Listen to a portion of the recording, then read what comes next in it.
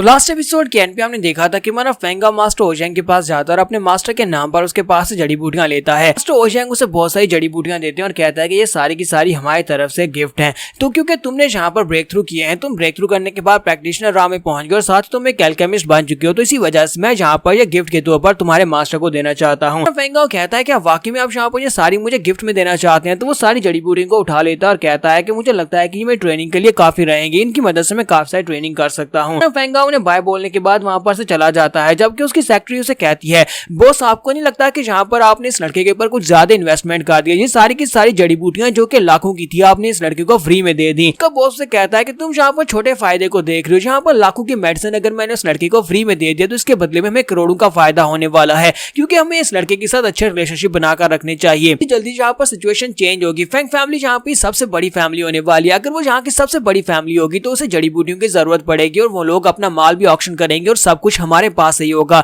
यानी कि हमारा जहां पर रोबर दबदबा होने वाला है और हमें इससे बहुत ज्यादा फायदा होगा। हमारा फेंगाओ होता है अपने घर में वापस आ जाता है। वापस आने के बाद बच्चों को ट्रेनिंग करते हुए देखता है और कहता है कि अगर मैंने जहां पर अपनी मार्शल पाथ को चूज नहीं किया होता, इस तरह की पाथ को चूज नहीं किया होता और लिटिल मास्टर मेरे पास नहीं होती, तो मैं भी आज यहाँ पर इन्हीं बच्चों की तरह वहां पर प्रैक्टिस कर रहा होता और अपनी सारी जिंदगी प्रैक्टिस करने के बाद सिर्फ और सिर्फ मास्टर प्रैक्टिशनर राह में पहुंच पाता और बाकी की सारी जिंदगी सिर्फ और सिर्फ एक एल्डर बनकर गुजार देता और फिर मर जाता। लेकिन मैं यहाँ पर लोगों की तरह बोर बिल्कुल भी नहीं होना चाहता। मुझे लगता है कि मुझे यहाँ पर अपना टारगेट सेट करना चाहिए। ये दुनिया बहुत ज्यादा जालिम है, यहाँ पर सिर्फ और सिर्फ स्ट्रॉन्ग सर्वाइव कर सकते हैं, तो फिर मुझे आगे बढ़ना चाहिए। हमारा फेंगाओ कहता है कि मुझे यहाँ पर इस दुनिया के पिनेकल पर खड़ा होना है, क्योंकि मैं सिर्फ और सिर्फ स्ट्रॉन्ग बनना चाहता हूँ ताकि दूसरे लोग मेरे सामने उठकर खड़े ना हो सके, वो सभी लोग मुझसे आगे ना निकल सके और मुझे नीचे दबा ना सके, मुझे झुका ना सके। ठीक है, साथ ही हमारा फेंगाओ एक डार्ट उठाता है और सामने नक्शे के ऊपर उसे फेंक देता और कहता है कि अब जहाँ पर भी ये डार्ट जाकर लगेगा मैं उस सिटी को घूमने के लिए जाऊंगा और वहां पर जाकर ताकि सफर के दौरान मैं अपनी कल्टीवेशन को बढ़ा सकूं और अपना एडवेंचर कर मैं अपनी नॉलेज को बढ़ा सकता हूं।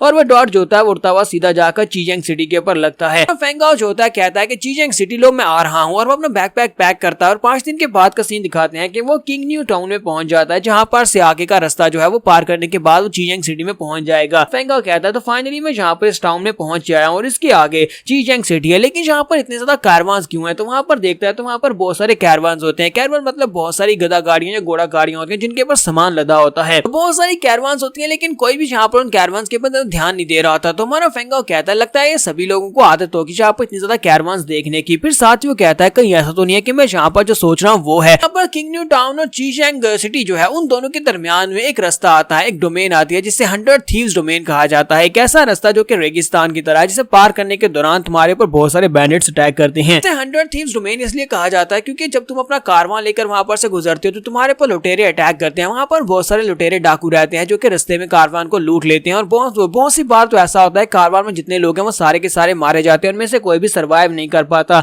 क्योंकि वो बैंडिट्स जो है वो बहुत ज्यादा स्ट्रॉन्ग है और उनकी आर्मी काफी ज्यादा तगड़ी है। वो किसी ना किसी तरीके से हमें लूट लेते हैं। वजह से ये लोग यहाँ पर किंग न्यू सिटी में आकर रुकते हैं, जहाँ पर से ये अपने साथ मर्सनरीज को लेकर जाते हैं, ग्रुप्स जो कि लोगों को एस्कॉर्ट करते हैं और दूसरी तरफ पहुंचाते हैं चीजेंग सिटी के बाहर। चीजेंग सिटी के बाहर उन्हें छोड़कर वापस आ जाते हैं, लेकिन इसकी वो भारी कीमत लेते हैं। लेकिन जब मर्चेंट्स अपने लाखों करोड़ों का सामान जहां पर से दूसरी तरफ ले जाने के लिए और चोरों के हाथों ना लुटवाने की वजह से इन मर्सनरीज को बहुत ज्यादा पैसा पे करते हैं। हमारा फेंगाओ कहता है कि अगर मैं यहाँ पर से चीजेंग सिटी में जाना चाहता हूँ तो फिर मैं अकेले तो बिल्कुल भी नहीं जा सकता, मुझे यहाँ पर एस्कॉर्ट टीम की जरूरत पड़ेगी, वरना मैं किसी एस्कॉर्ट टीम के वहां पर नहीं जा पाऊंगा, अकेले जाना बहुत ज्यादा मुश्किल होगा। फेंगाओ कहता है उसके लिए मुझे यहाँ पर क्या करना पड़ेगा। इसी के साथ ही साइड के ऊपर से आवाज आती है, वहां पर से आवाज आती है कि येलो विंड मर्सनरी ग्रुप के लोग यहाँ पर न्यू कमर्स को रिक्रूट कर रहे हैं, अगर कोई ज्वाइन करना चाहता है तो यहाँ पर आकर अपना साइन इन कर सकता है। तुम्हारा फेंगाओ कहता है लो यहाँ पर मौका मिल गया, चलो इन लोगों के पास चलते हैं। चलो मर्सनरीज का कैप्टन जो होता है सामने बैठा होता है और उन सभी लोगों से कहता है यहाँ पर एक बहुत ही बड़ा ऑर्डर लिया है, एक बहुत ही बड़ा ऑर्डर जिसमें बहुत ज्यादा सामान है और सामान को हमें चीजेंग सिटी में लेकर जाना है,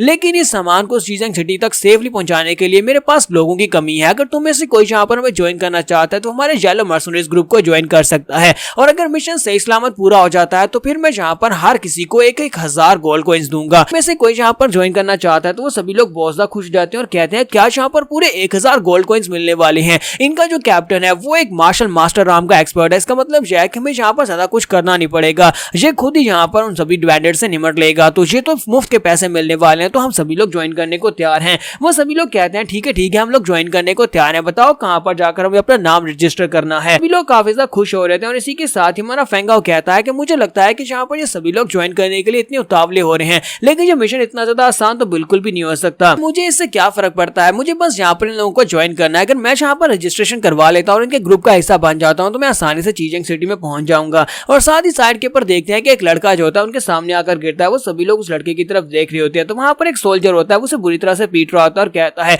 तुम्हें क्या लगता है कि तुम यहाँ पर प्रैक्टिशनर राम के मिडिल लेवल में रहते हुए हमारे ग्रुप को ज्वाइन कर सकते हो? तुम्हारी कल्टीवेशन लेवल बहुत ज्यादा लो है। यहाँ पर अनाउंसमेंट तो किया, लेकिन इसका मतलब ये नहीं है कि सभी लोग यहाँ पर आकर हमें ज्वाइन कर सकते हैं और मुफ्त का पैसा ले सकते हैं। तुम लोग ज्वाइन करना चाहते हो तो फिर तुम्हारी कल्टीवेशन जो प्रैक्टिशनर राम के कम से कम हाई लेवल में होनी चाहिए। तो वो सोल्जर कहता है क्या तुम में से कोई और यहाँ पर ट्राई करना चाहेगा? तो वो सभी लोग बहुत ज्यादा घबरा जाते हैं और कहते हैं कि नहीं, हम में से कोई भी यहाँ पर ट्राई करना नहीं चाहता, क्योंकि इन लोगों ने यहाँ पर लेवल बहुत ज्यादा हाई रखा हुआ है और हम में से कोई भी यहाँ पर इस लेवल का नहीं है कि इनको ज्वाइन कर सके। फेंगाओ आगे बढ़ता है और कहता है मैं यहाँ पर कोशिश करना चाहता हूँ। तो फेंगाओ उसके सामने आता है, तो वो सोल्जर उसे कहता है लड़के क्या तुम वाकई में श्योर हो कि तुम हमें ज्वाइन करना चाहते हो? तुम्हारी कल्टीवेशन तो खुद काफी ज्यादा लो है। तो बाकी ये सभी लोग भी से कहते हैं कि लड़के घर जाओ, जाकर अपनी मम्मा का दूध पियो, तुम तो अभी छोटे बच्चे और तुम्हें क्या लगता है कि ये येलो मर्सनरीज तुम्हें अपने साथ ज्वाइन करने देंगे? फेंगाओ कहता है कि मैंने यहाँ पर अभी ट्राई तो किया नहीं, फिर तुम लोग यहाँ पर ऐसे कैसे कह सकते हो कि मैं छोटा बच्चा हूँ और मैं ये नहीं कर सकता? हम लोग यहाँ पर फाइट करके देखें। तो सोल्जर उसे कहता है कि लड़के मुझे यहाँ पर तुम्हारा कॉन्फिडेंस काफी ज्यादा अच्छा लगा, लेकिन मुझे लगता है कि बाद में तुम रोने वाले हो, रोए बिना तुम यहाँ पर इस बात को मानोगे नहीं। तो फिर ठीक है, मैं यहाँ पर 3 मूव्स देता हूँ। अगर तुम यहाँ पर मेरे 3 मूव्स को ब्लॉक कर पाए या अवॉइड कर पाए तो फिर ठीक है, मैं तुम्हें ग्रुप को ज्वाइन करने का मौका दूंगा। तो फेंगाओ से कहता है कि 10 मूव्स के बारे में क्या ख्याल है? तुम मेरे पर 10 अटैक्स करो और मैं 10 अटैक्स को ब्लॉक करूंगा। सुनने के बाद सोल्जर उसे कहता है कि लड़के तुम तो वाकई में काफी ज्यादा स्पेशल हो, तुम्हारा एटीट्यूड बहुत ज्यादा अच्छा है।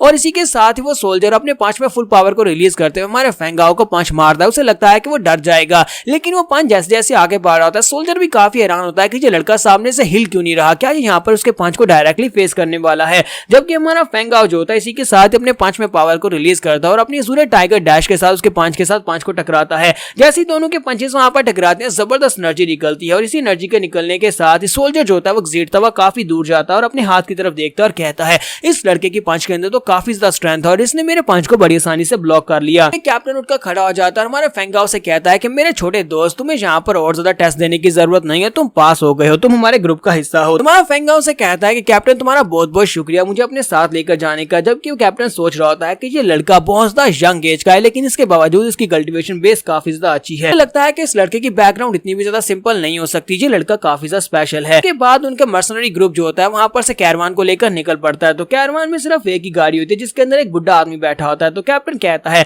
बटलर फी तुम्हें यहाँ पर बिल्कुल परेशान होने की जरूरत नहीं है, हमने यहाँ पर 100 से भी ज्यादा लोगों को रिक्रूट कर लिया है और हमारे पास यहाँ पर बैंडेड से ज्यादा लोग हैं, तो हम लोग आसानी से इस इस रेगिस्तान को पार करके निकल जाएंगे। बटलर फ्यू से कहता है चलो ये तो अच्छी बात है, एक बार हम लोग यहाँ से निकलकर चीजेंग सिटी में पहुंच जाए तो वहां पर पहुंचने के बाद मैं तुम्हें बहुत ही बड़ा इनाम देने वाला हूँ। जबकि हमारा फेंगाओ दोनों की बातें सुन रहा था। हमारा फेंगाओ कहता है कि यहाँ पर कैरवान में सिर्फ और सिर्फ एक ही गाड़ी है, इसका मतलब यह कि इन लोगों के पास ज्यादा सामान नहीं है, यहाँ पर सामान को डिलीवर नहीं किया जा रहा बल्कि किसी मिशन के ऊपर जा रहे हैं, जिसकी वजह से इन लोगों ने यहाँ पर इतने ज्यादा मर्सनरी गार्ड्स को हायर किया है। यहाँ पर हम लोग अपनी एपिसोड 27 का एंड करेंगे। नेक्स्ट एपिसोड में देखेंगे आज ये लोग यहाँ पर से क्या कारवान में लेकर जा रहे हैं, जो है ट्रांसपोर्ट करने के लिए जा रहे हैं, उनका मिशन क्या है। तो एपिसोड की एक्सप्लेनेशन अच्छी लगी हो तो कमेंट करके जरूर बताइएगा। चैनल को सब्सक्राइब कर दे, वीडियो को लाइक को शेयर कर दें। शुक्रिया।